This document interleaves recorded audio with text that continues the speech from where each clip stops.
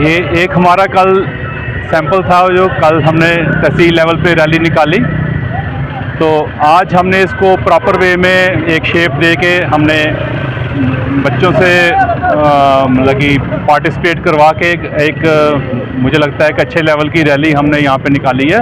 बच्चों का उत्साह जो था वो देखने लायक था। तो मुझे उम्मीद है कि जो आने वाला हमारा 78th इंडिपेंडेंस डे है उसमें जो पब्लिक जो है इससे दुगने उत्साह के साथ पार्टिसिपेट करेगी और यहाँ पे खुशहाली जो है हमेशा बरकरार रहेगी।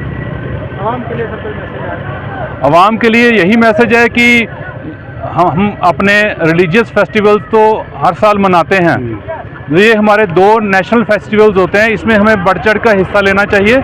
और उम्मीद करता हूं कि जो 15 अगस्त पे हमारा जो हायर सेकेंडरी स्कूल गूल में मेन फंक्शन होने वाला है उसमें पब्लिक जो है बढ़ चढ़ के हिस्सा लेगी और हम इसको बहुत ही कामयाब फंक्शन बनाएंगे।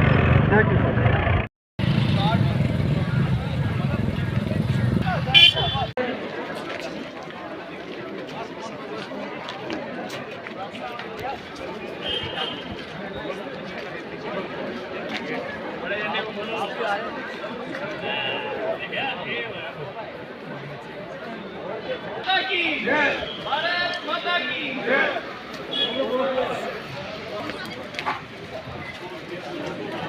हाँ ये